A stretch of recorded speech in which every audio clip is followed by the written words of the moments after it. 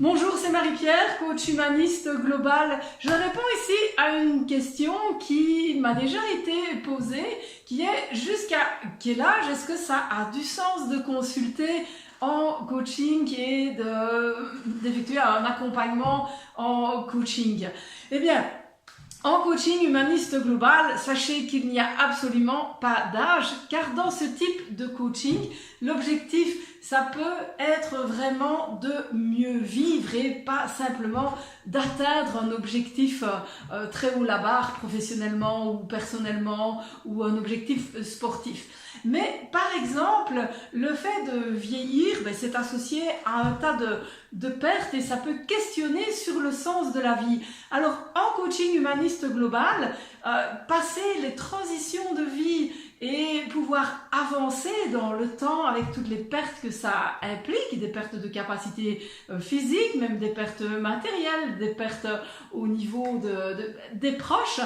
Tout ça, on va pouvoir le travailler en coaching humaniste global, mais également rendre un sens à sa vie.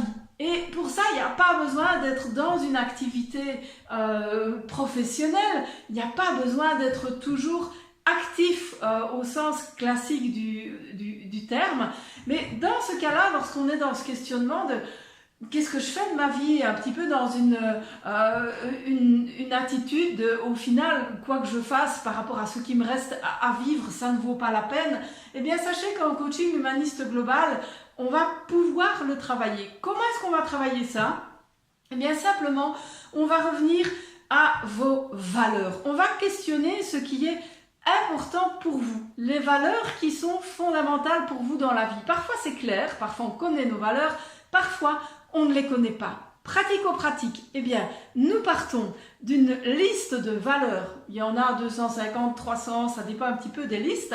Et dans cette liste de valeurs, c'est vous qui allez sélectionner une dizaine de valeurs qui sont importantes pour vous. Puis je vais vous inviter à les hiérarchiser en partant de celle qui est de la plus grande importance pour vous à celle qui est le moins importante.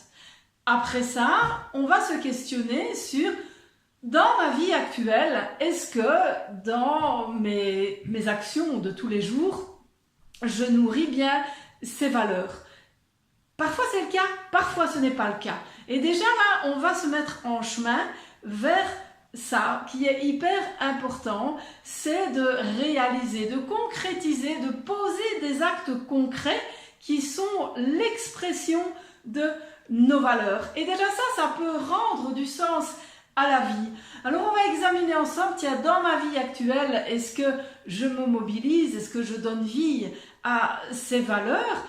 Si la réponse est non, pas vraiment, on va aller vers des activités et explorer ce qu'il y a comme activités qui vont pouvoir nourrir ces valeurs. Et ce ne sont pas nécessairement de grands exploits spectaculaires, mais ça peut être des petits gestes de la vie de tous les jours ou certaines attitudes qu'on va avoir vis-à-vis des autres qui vont en fait nourrir ces valeurs et qui vont nous faire sentir qu'on est dans la cohérence, plus précisément dans la congruence. Alors lorsqu'on avance en âge et qu'on se questionne justement sur le sens de la vie et qu'est-ce qui vaut la peine d'être entrepris, d'être fait et pas fait, parfois on peut être lancé dans une activité puis une autre activité et ne pas avoir un fil rouge et se sentir un petit peu éparpillé dans ce questionnement, tandis que si on retravaille, si on travaille avec un fil rouge qui est celui de vos valeurs, eh bien là ça va donner du sens à des activités, ça va donner des idées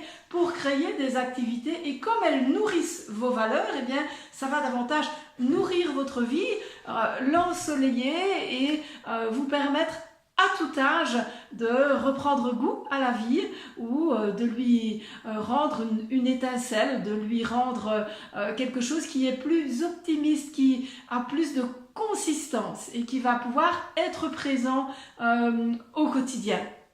Voilà, on se retrouve tout bientôt avec des thématiques de coaching humaniste global pour toujours plus de mieux-être et de cohérence, de congruence dans votre vie. À tout bientôt!